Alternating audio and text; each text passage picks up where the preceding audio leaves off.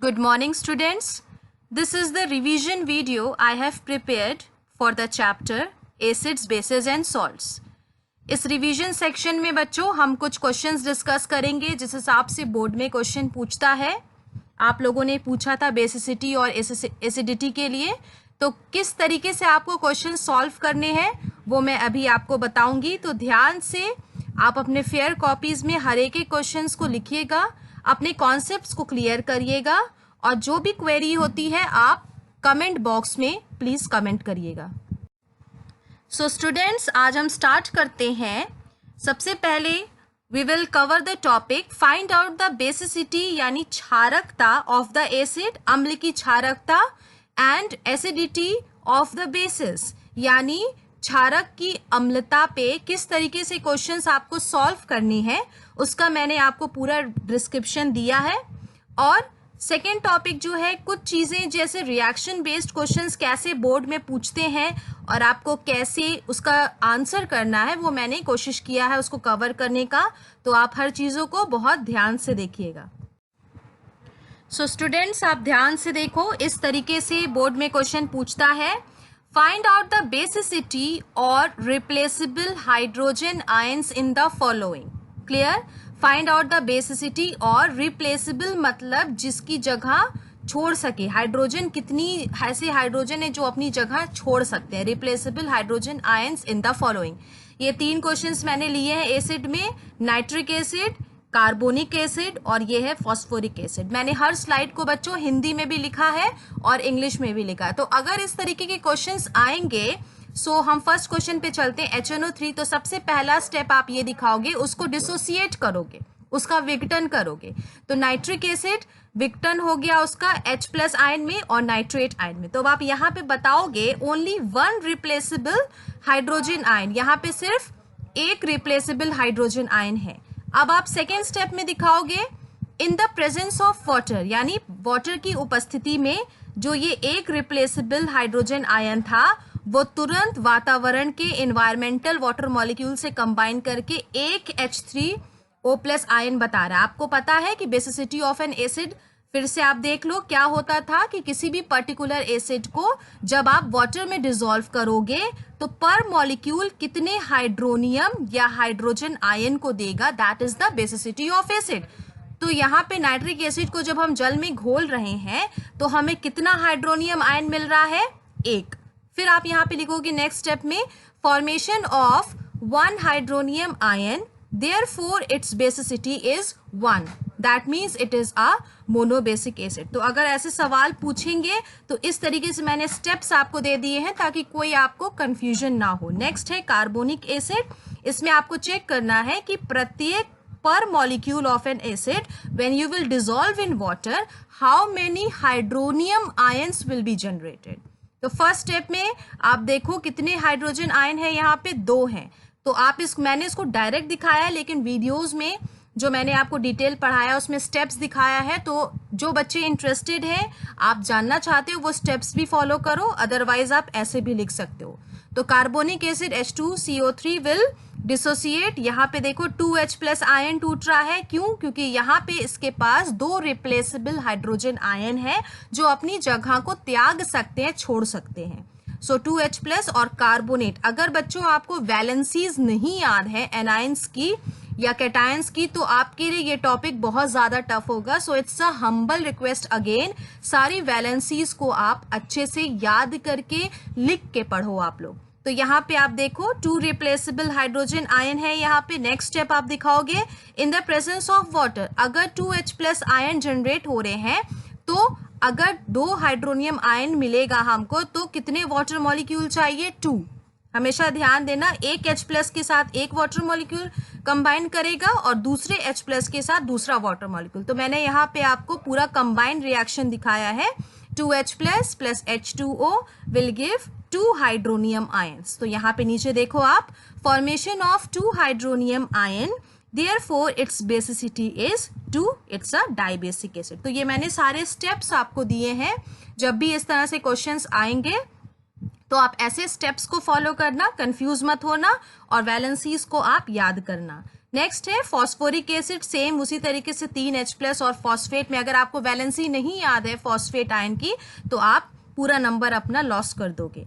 तो यहाँ पे 3 रिप्लेसेबल हाइड्रोजन आयंस हैं। फिर उसी तरीके से आप दिखाओगे in the presence of water 3 hydrogen ion है, यानी वो 3 इन्वायरमेंटल वाटर मॉलिक्यूल से कंबाइन करेगा, so 3 hydronium ions will be generated.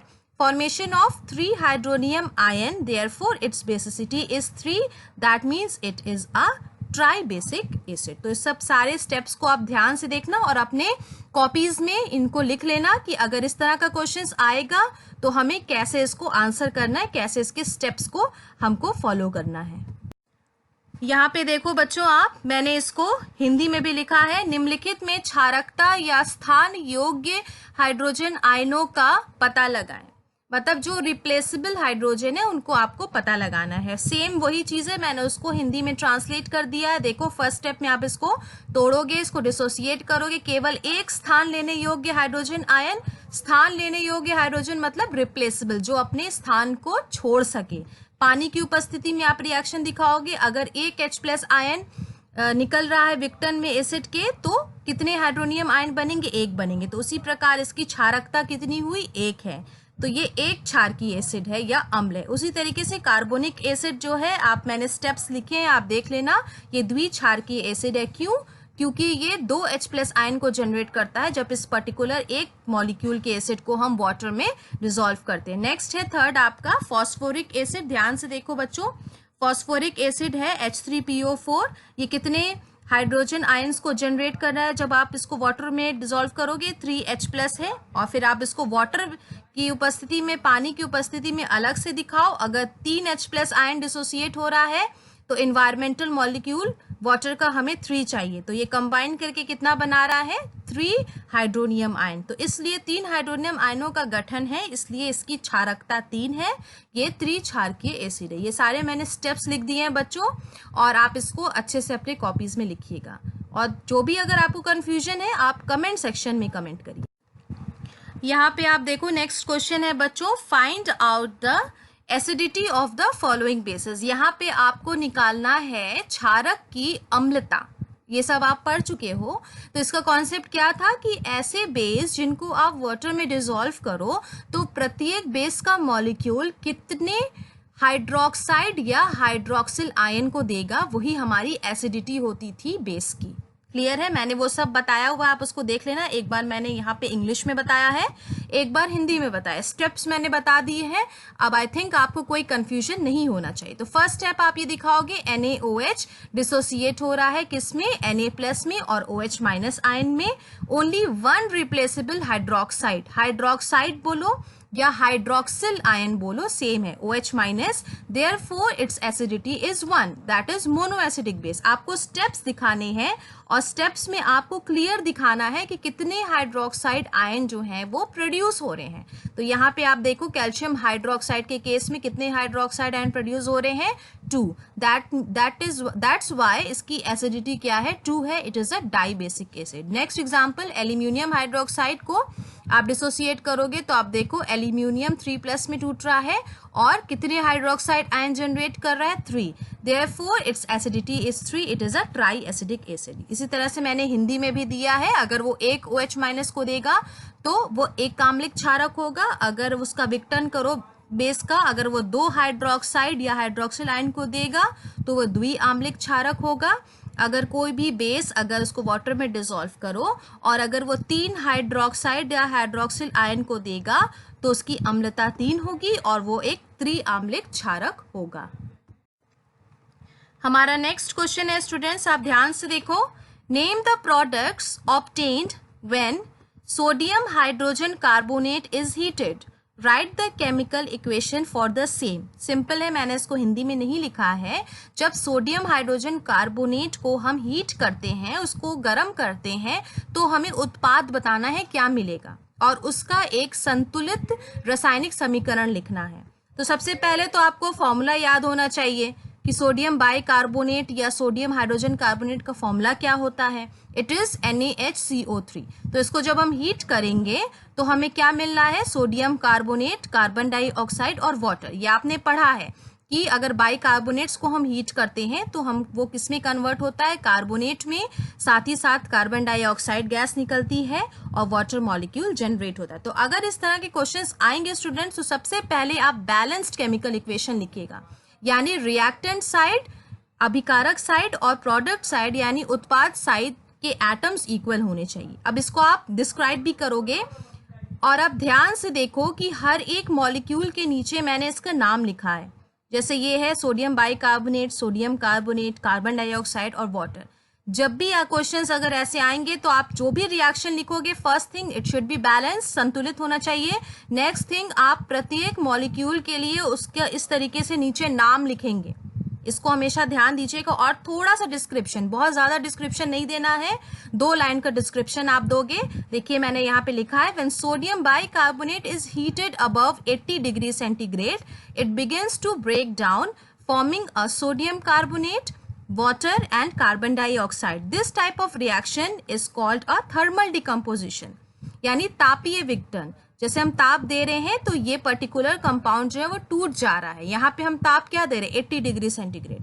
Hindi में भी आप देख लो, जब सोडियम बाइकार्बोनेट को लगभग 80 डिग्री सेंटीग्रेड से ऊपर गर्म किया जाता है तो ये सोडियम कार्बोनेट पानी और कार्बन डाइऑक्साइड को बनाने लगता है। इस तरह की प्रतिक्रिया को थर्मल अपघटन कहा जाता है। तो अगर बच्चों इस तरह के रिएक्शन बेस्ड क्वेश्चन आए तो आप बिल्कुल इसी तरीके से लिखना। इंपॉर्टेंट ये है कि जो भी इक्वेशन आप लिखना वो बैलेंस लिखना और उसके नीचे आप उसके नाम भी लिखना।